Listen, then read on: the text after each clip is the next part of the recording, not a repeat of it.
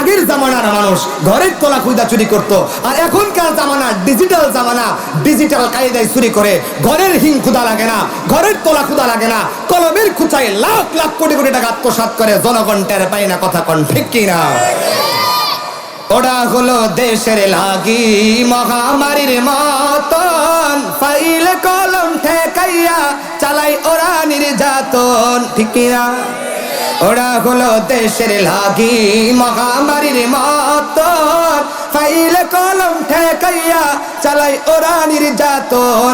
সুদের টাকায় ওদের ভুরি, ঘুষের টাকায় ওদের ভুরি, করে যে টান টান। ওরা শিক্ষিত শয়তান, ওরা শিক্ষিত শয়তান। কথা বলেন ঠিক কিনা? শিক্ষিত হইছে আগের জামানার সুররা গন্ড মূর্খ ছিল, আর এখনকার জামানার শিক্ষিতরা কলেজ ভার্সিটিতে বইরা শিক্ষিত হয়ে কলমের খোঁচায় চুরি করে। কথা কোন ঠিক কিনা? মুসলমান ভাইরা আমার, আল্লাহ রাসূল সাল্লাল্লাহু আলাইহি ওয়াসাল্লাম বলেন, দুনিয়ার মানুষেরা রে, আল্লাহ তাআলা ওই কিয়ামতের কঠিন ময়দানে এক নাম্বার আরশের নিচে ওই ব্যক্তিকে ছায়া প্রদান করবে, যেই ব্যক্তি ন্যায়পরায়ণ শাসক, যেই ব্যক্তি ভালো শাসক, যেই ব্যক্তি তার গোত্রকে ভালো করে শাসন করে। চেয়ারম্যান হলেই শুধু শাসক হয় তা না, একটা মেম্বার, একটা ওয়ার্ডের শাসক। ঠিক কিনা? আমরা এখানে যারা পুরুষ মানুষ আছি, এডাল্ট পুরুষ মানুষ যারা আছে, তারা প্রত্যেকে একটা পরিবারের শাসক। ঠিক কিনা? আল্লাহ রাসূল সাল্লাল্লাহু আলাইহি ওয়াসাল্লাম বলে, দুনিয়ার মানুষেরা রে, কেউ যদি তার শাসক ব্যবস্থা পাওয়ার পরে কেউ যদি তার গোত্রটারে, তার পরিবারটাকে ভালো করে শাসন করে, আমার আল্লাহ তাআলা ওই ব্যক্তিকে কিয়ামতের ময়দানে আমার আল্লাহর আরশের নিচে ছায়া প্রদান করবে। আমরা সবাই আল্লাহর আরশের ছায়ার তলে যেতে চাই কি চাই না? মুসলমান ভাইরা রে আমার, শাসক কেমন হওয়া চাই? শাসক হওয়া চাই ওমরে ফারুক রাদিয়াল্লাহু তাআলা আনহুর মতো। দুনিয়ার মানুষেরা রে, ওমরে ফারুক রাদিয়াল্লাহু তাআলা আনহু কেমন শাসক ছিল? ওমর রাদিয়াল্লাহু তাআলা আনহু রাষ্ট্রের দায়িত্ব পাওয়ার পরে, খেলাফতের দায়িত্ব পাওয়ার পরে, ওমর রাদিয়াল্লাহু তাআলা আনহুর কাছে একটা যুবক এক গ্লাস দুধ নিয়ে আসছে। জুরে কোন কি নিয়ে আসছে? এক গ্লাস দুধ নিয়ে আসছে। আমার কথা বুঝবেন ইনশাআল্লাহ, আশা করি। এক গ্লাস দুধ নিয়ে আসছে। আসার পরে ওমর রাদিয়াল্লাহু তাআলা আনহুকে বলে, খলিফাতুল মুসলিমিন, আমি গরিব মানুষ, আমি আপনাকে কিছুই হাদিয়া দিতে পারি নাই, তো সুতরাং এই এক গ্লাস দুধ আমার আওতায় ছিল, আমার এই ক্ষমতাই ছিল, আমি এক গ্লাস দুধ আপনারে হাদিয়া দিলাম। সুবহানাল্লাহ। মুসলমান ভাইরা আমার, আল্লাহর রাসূল সাল্লাল্লাহু আলাইহি ওয়াসাল্লাম যে হাদিয়াগুলা পাইলে বেশি পছন্দ করতেন, এই হাদিয়াগুলার ভিতরে একটা হাদিয়া ছিল, যে হাদিয়ার নাম হলো দুধ। ওমরে ফারুক রাদিয়াল্লাহু তাআলা আনহু দুধ হাদিয়া পাওয়ার পরে সাহাবীর থেকে নিচে হাদিয়া দেওয়া সুন্নত, নেওয়া সুন্নত। এই হাদিসের পরিপ্রেক্ষিতে ওমরে ফারুক রাদিয়াল্লাহু তাআলা আনহু দুধটা নিয়ে পান করছে, দুধটা নিয়ে খাওয়া ফেলাইছে। এবার ওমরে ফারুক রাদিয়াল্লাহু তাআলা আনহুর মাথার মধ্যে আসছে, আমি যেই দুধ পান করলাম, যেই দুধ খাইলাম, এই দুধটাকে হালাল বস্তু না হারাম বস্তু, এইটা তো আমি জানলাম না। এই বান্দা যদি আমাকে হারাম বস্তু খাওয়ায়া দেয়, আমার আল্লাহর সামনে দাঁড়াইতে হবে, আল্লাহ পাক আমারে প্রশ্ন করবে। এই ভয়ে ওমরে ফারুক রাদিয়াল্লাহু তাআলা আনহু যুবকটারে বলে, রে যুবক ভাই, তুমি যে আমারে দুধ দিলা, এই দুধটা কি তোমার গোয়ালের দুধ? বলে, না রে খলিফাতুল মুসলিমিন, এটা আমার গোয়ালের দুধ না। খলিফাতুল মুসলিমিন হযরতে ওমরে ফারুক বলে, ভাই এটা কি তুমি কিনে আনছো? বলে, না রে খলিফাতুল মুসলিমিন, এটা আমি কিনাও আনি নাই। এবার খলিফাতুল মুসলিমিন ওমরে ফারুক রাদিয়াল্লাহু তাআলা আনহু এবার একটু থমকে গেছে, চিন্তা করতেছে, এই দুধটা কিনাও আনে নাই, এই দুধটা তার গোয়ালেরও না, দুধটা পাইনি কই? এবার এই লোকটা ডেকে বলে, খলিফাতুল মুসলিমিন, এই দুধটা হলো আপনাদের যে রাষ্ট্রের একটা ফান্ড আছে, যে ফান্ড থেকে গরিব দুঃখীকে দান করা হয়। বাইতুল মাল একটা ফান্ড আছে, এই ফান্ড থেকে গরিব দুঃখীকে দেওয়া হয়। এই গরিব দুঃখীকে দেওয়ার ফান্ড থেকে আমি গরিব হওয়ার কারণে এই রাষ্ট্রের উট ভেড়া বকরি থেকে এই দুধটা আমি পাইছি। এই দুধটা পাওয়ার পরে আমি আপনারে আইনা হাদিয়া দিছি। আল্লাহর রাসূল বলেছেন, লাকা সাদাকাতুন ওয়ালানা হাদিয়াতুন, মানে সদকার মাল হাদিয়া দেওয়া জায়েজ আছে। মানে ওমর রে বলতেছেন, ওমর আমি সদকা পাইছি ঠিক আছে, কিন্তু আপনার জন্য তো একটা হাদিয়া, আপনি খাইতে পারেন, সমস্যা নাই।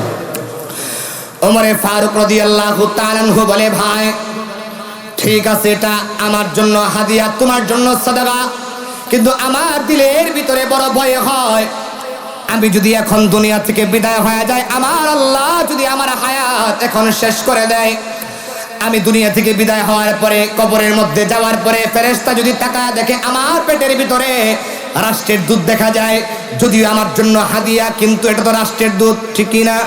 বুঝছেননি আমার কথা? দুধটা তার জন্য হাদিয়া, কিন্তু মূলত তো এটা রাষ্ট্রের দুধ। বলতেছে আমার আল্লাহ, উমরে ফারুক বলতেছেন, আমার আল্লাহ আমারে যদি প্রশ্ন করে, ওমর তুমি তো খলিফাতুল মুসলিমিন, তোমারে তো এই মদিনার খলিফা বানাইছিলাম, আমার তোমার পেটের ভিতরে রাষ্ট্রের দুধ দেখা যায় কোন কারণে?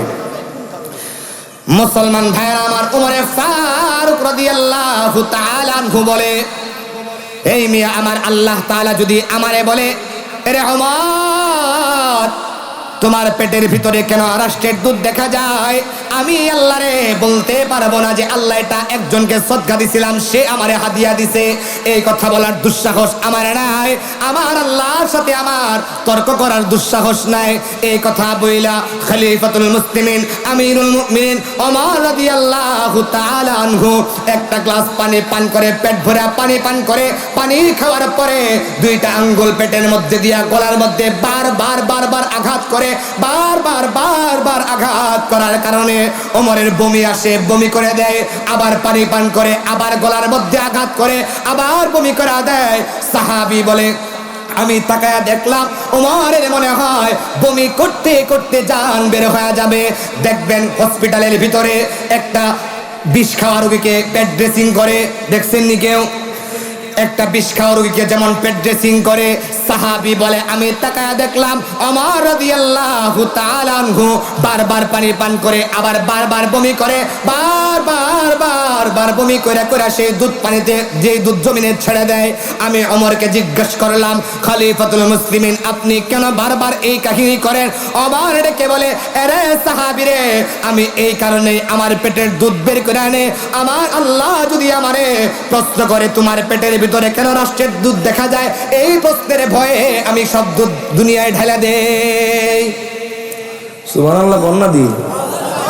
এই ছিল রাষ্ট্রের খলিফা, দায়িত্বশীল। আর আমার দেশের মানুষ রাস্তাঘাট তুলা, আমার দেশের মানুষ বাথরুম পর্যন্ত তুলা খায়া ফেলায়। কথা কোন ঠিক কিনা? জোরে কোন ঠিক কিনা?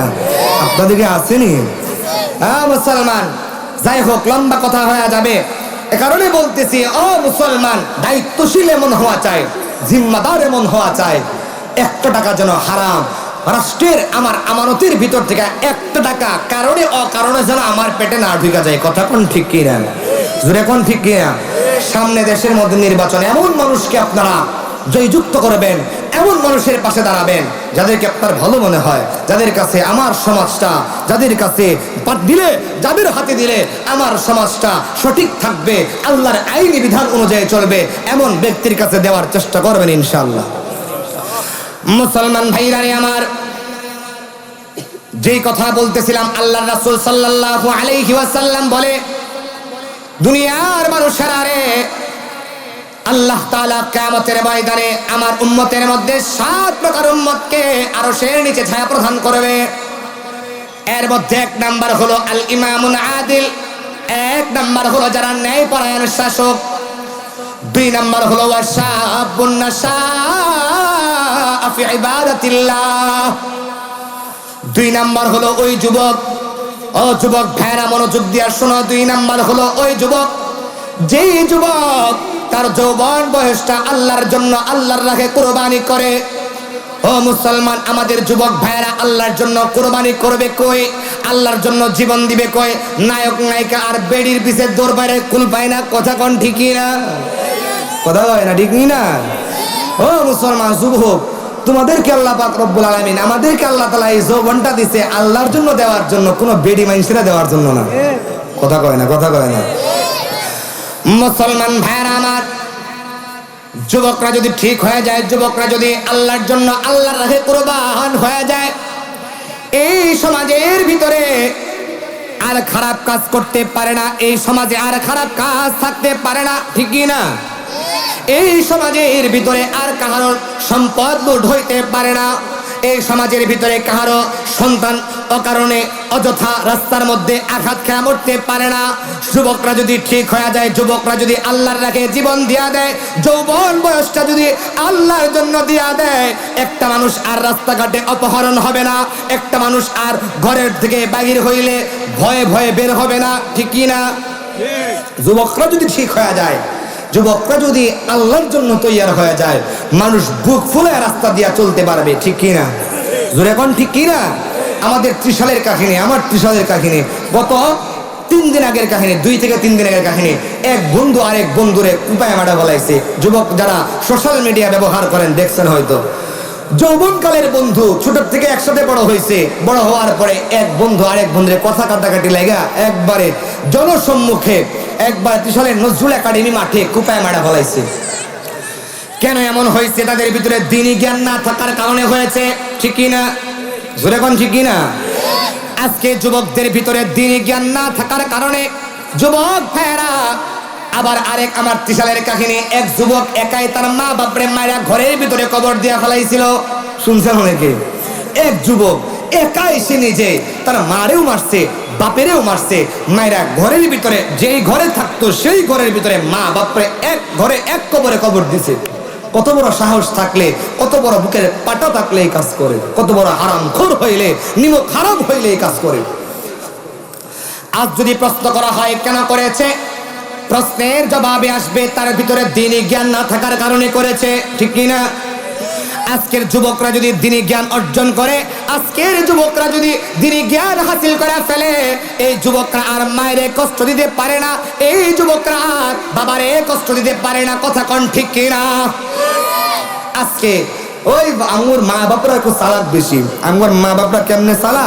আমার মা বাবার একটা দোষ আছে, সমস্যা আছে। এই সমস্যাটা হইলো কি, মা বাবারা পোলাপান হওয়ার পরে স্কুলে দিয়া, প্রথমে স্কুলে দিয়া আমার পোলাটা একটু ইংলিশ শিখায়, এমন আছে না নাই? ও মুসলমান, আপনার ছেলেকে ডাক্তার বানান, ইঞ্জিনিয়ার বানান, ওসি ডিসি এসপি আইজি বানান, কোনো সমস্যা নাই, তবে সব শিক্ষার মূলে আগে দ্বীনি শিক্ষার দরকার আছে না নাই? এই যে মহিলা মাদ্রাসার উদ্যোগে আজকে মাহফিল, এই মহিলা মাদ্রাসার কেন দরকার? একটা মা যদি শিক্ষিতা হয়ে যায়, একটা মা যদি আল্লাহ চিনে, ওই ঘর থেকে বদ্দিন আর হারামখোর তৈরি হতে পারে না, কথা বলো ঠিক কিনা? আজকে যুবক গুলারে নিয়ে ফুলাফান এই বাচ্চাটিরে নিয়ে গিয়ে স্কুলে দিছে, দিয়া বলে বাবা কেজি স্কুলে দিছে, নিয়া বলে বাবা পড়ো, এতে আপেল, বলে হ্যাঁ পড়ছি এতে আপেল, বিতে বল, বলে পড়ছি বিতে বল, সিতে ক্যাট, ক্যাট মানে বিলাই, ডিতে ডগ, ডগ মানে কুত্তা, কুত্তায় করে খেউ খেউ, ফুলাফানো মা বাবার সাথে করে খেউ খেউ, কথা কোন ঠিক কিনা? আছে না নাই? মুসলমান ভাইরা আমার, আলোচনা অনেক লম্বা হয়ে গেছে, মূল আলোচনায় এখনো পৌঁছতে পারি নাই। দুনিয়ার মানুষ সারারে, মানুষগুলা যদি, আপনাদের সন্তানগুলা যদি দ্বীনি লাইনে তৈয়ার হয়ে যায়, যুবকরা যদি, বাচ্চারা যদি দ্বীনি জ্ঞান যদি তাদের দিলের ভিতরে হাসিল করে ফেলে, ওই সন্তানটা আর মা বাপরে কষ্ট দিতে পারে না, কথা কোন ঠিক কিনা? আওয়াজ দিয়া বলেন ঠিক কিনা?